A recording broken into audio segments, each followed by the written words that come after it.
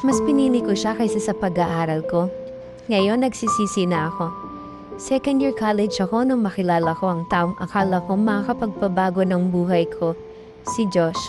Sobrang gulo ng buhay ko noon. Naghiwalay si mama at si papa. Pinagpapasapasahan nila ako kung saan ako titira. Ayaw ni mama, ayaw din ni papa.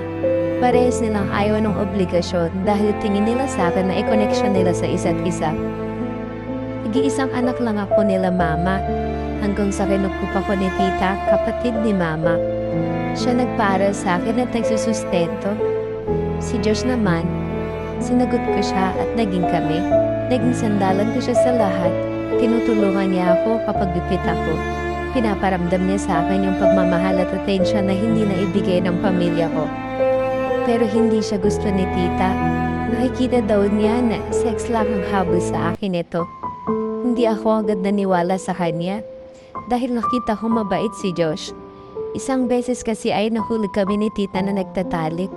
Galit na galit si tita noon pero pinatawad niya din ako. Pinagbawalan si Josh na pumunta sa bahay at pinagbawalan niya na din akong lumabas kahit walang pasok. Pero dahil pasaway ako, patago pa rin kami nagkikita. Sinasabi ko kay tita na may pasok ako kahit wala naman talaga, para lang makapag-hotel kami. Hanggang sa dumating na nga ang hindi inaasahang pagkakataon. Third year college ako noon nang malaman kong nabuntis ako. Gumuho ang mundo ko. Hindi ko alam kung paano sasabihin sa pamilya ko, lalo na kay tita. Hiyang-hiya ako at takot na takot silang harapin. Galit na galit si tita nung sinabi ko sa kanya. Sobrang dismayado siya sa sitwasyon. Pinapili niya ako. Tatanggapin niya daw ako at pag-aaralin pa rin kung sakaling pipiliin ko manatili sa kanila. Pero hindi ko makakasama si Josh. Papayagan naman daw niyang dumalaw siya sa akin, pero hindi niya patitirahin sa bahay. Pwede naman daw akong sumama kay Josh, pero titigil na siya sa pagsustento sa akin. Nag-usap kaming mabuti ni Josh at pinangako niya sa akin na kaya niya naman daw dahil may trabaho siya. Pinili namin magsama at mangupahan kami. Pero hindi nagtagal ay nakita ko rin ang totoo niyang ugali.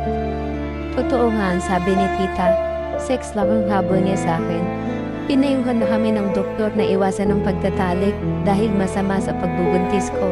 Maselan ako nagbuntis noon at dinudugo, pero hindi niya pa rin ako tinitigilan. Araw-araw ay may nangyayari sa amin at ilang beses itong nauulit. Kapag pinagbabawaran ko siya ay nagagalit siya at nauuwi lang kami sa away at sakitan. Isang araw hindi ko siya pinagbigyan. Bigla na lang siyang hindi umuwi ng bahay at kinabukasan pag-uwi niya, nakita ko meron siyang chikinini sa leeg. Tinanong ko siya at inompronta. Galit na galit siya sa akin at sinisisi pa ako. Magpasalamat nga daw ako at pokpok ang ginalaw niya. Huwag daw akong magselos dahil wala naman daw halong pagmamahal yung ginawa niya. Diring-diri ako sa sarili ko at awang-awa sa anak ko. Gumamit naman daw siya ng proteksyon pero hindi rason yun. Wala akong nagawa kundi tanggapin na lang ang sitwasyon. Dahil anong magagawa ko, sa kanya lang ako umaasa. Gusto kong bumalik kay tita pero alam kong hindi niya ako kayang tanggapin. Lalo na ng pamilya ko. Hanggang sa isang araw ay may nag-message sa aking babae. Nagpakilalang bagong partner niya. Ang sabi pala sa kanya ni Josh, ay wala na kami. Nag-iisin na lang ako sa kanila dahil hindi pa ako nanganganak. At aalis na daw ako pagkatapos kong manganak. Hindi ko alam ang gagawin ko. Mga panahon na yun, halos gumuho ang mundo ko. Paano niya nagawa sa akin yun? Mas pinili ko siya kaysa sa pag-aaral ko, kaysa sa pamilya ko. Ngayon, nagsisisi na ako. Ang sabi pa sa akin ng babae niya ay palayain ko na daw siya at na makapagsama na silang dalawa.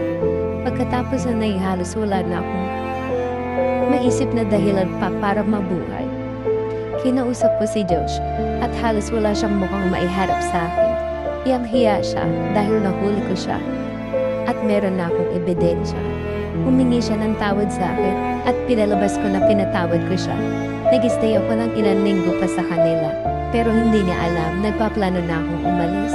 Humingi ako ng tulong sa mga kaibigan ko para makatakas. Isang araw ay pinaramdam ko sa kanya na okay kami, na napatawad ko na siya. Bago siya pumasok ay sobrang sweet kami sa isa't isa. Hindi ako nagpahalata na may plano ako. Pagkaalis niya, agad-agad akong nag-empake at nagpasundo sa mga kaibigan ko. Ngayon, masaya na kami ng anak ko. 4 na taon na siya. Meron na rin ako magandang trabaho at nakapagtapos na ako ng pag-aaral. Okay na rin kami ng pamilya ko. Nag-uusap na ulit din kami ng tita ko.